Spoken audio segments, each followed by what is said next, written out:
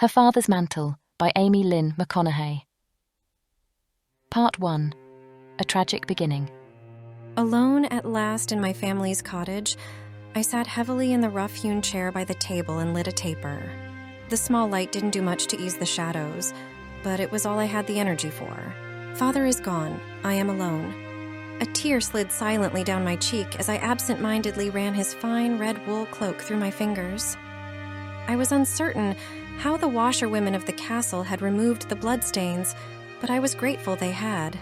The faint scent of lavender rose from the garment, and my heart twinged to think that it would never smell like my father again.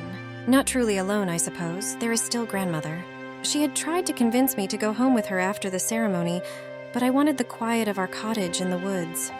The constant noise and bustle of town had grated my already threadbare nerves.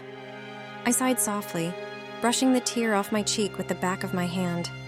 There is no time for tears. I could be called to serve at any moment. My father had tried to prepare me for this day, but we both thought we would have more time. I shivered, remembering the soldiers that brought his body into the mender's wing, thankfully covered with a sheet, his red cloak spilling from beneath the blood-splotched white linen. I had bitten back my scream of sorrow so as not to disgrace myself in front of the menders.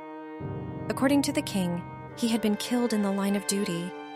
He had been given every honor the kingdom could offer one of its subjects, but those honors did not fill the hollow ache in my chest. The taper flickered with my sudden exhale of breath. If I start crying now, I will not stop.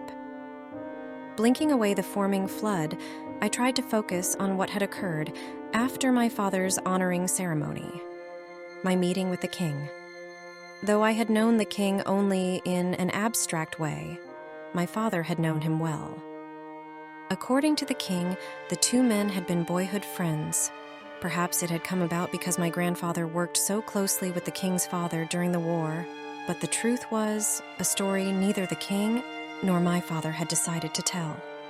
It was the king's final words that lay heavily on my shoulders as I pulled my father's cloak closer for comfort. You now bear the mantle of his office.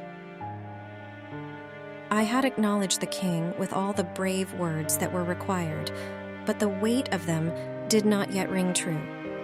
Admitting I had my father's occupation meant that I no longer had a father. I shook my head to dispel the rising despair and began untying my hair to comb it.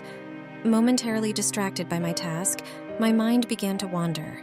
Being one of the king's elite secret messengers was an honor, but one that, more often than not, came at a high cost. Tensions were rising between our kingdom of Idrum and the neighboring kingdom of Dorshadas. One of the casualties had been my father. At least that is what was believed. The king insisted there would be a thorough investigation before taking steps toward war. Not one to be vengeful, I agreed with his prudence.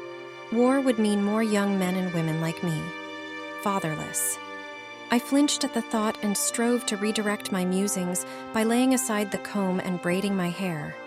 After finishing my task, I decided that the chain of mahogany brown went well with the bright red wool of the cloak and allowed myself a small smile. My hair and pale skin I had inherited from my long-departed mother, but my blue eyes I had received from my father. His translucent blue gaze had been his defining feature, passed down to him by his father. Maybe the magic in the cloak has something to do with it. I would never know for sure, because my father, the keeper of that knowledge, would never have a chance to tell me. With that thought, my smile faded, and I wearily crossed the room and thumped heavily onto my pallet, not bothering to undress. Sleep claimed me swiftly. A firm knock at the door, accompanied by the sun streaming through the cracks in the shutters, startled me awake. With a groan, I sat up and rubbed the sleep from my eyes. The knock came again, slightly louder and rather polite for someone who must have need of me. "Corwin? Is that you?" My voice cracked, heavy with recent sleep. Daciana? His tone was hesitant through the thick wood of the door. I stood upright with a start at the sound of my name. Corwin never used my full name. I crossed the room in a few quick strides and opened the door to my oldest and dearest friend. His soil brown eyes were tinted with the same sorrow that had been present the day before. His ebony curls were mussed as if he too had been awaking recently. I glanced at the sun peeking through the trees and decided that it could not be past the 6th hour. I am sorry to bother you this morning, Dossie. His voice was soft, and his manner was apologetic. But the king has summoned you. I reached for his hand and gave it a squeeze. He returned the gesture with a tight smile. You have no need to worry, Corey. I expected his summons. He released my hand and swept me up in a quick embrace before pulling back to look at me, his hands resting on my shoulders. At least you are already dressed. He tilted his head, and his brown eyes twinkled in amusement. But you must do something with your hair. I gave him a wan smile before replying, That bad, huh? He released me, his arms disappearing into the folds of his green wool cloak. Corwin was also part of the king's messenger service, but his family's magic was different from mine. Not worthy of the king, I assure you. Give me a moment, and I will go with you. I walked back toward my pallet to grab a strip of linen. Making short work of tidying my hair, I returned to Corwin and closed the cottage door behind me. Ready? He asked. I nodded my head. Should we... His voice trailed off with the question as he waved the end of his green cloak at me. It would be my first time, I said, chewing the inside of my lip. You know you are safe with me. He patted my shoulder. Better to have your first time now than in front of the king.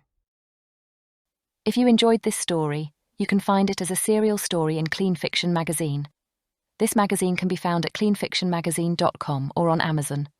You can also continue the audio version of this story by subscribing to Clean Fiction on YouTube or becoming a patron at patreon.com/cleanfiction for as little as $1 per month.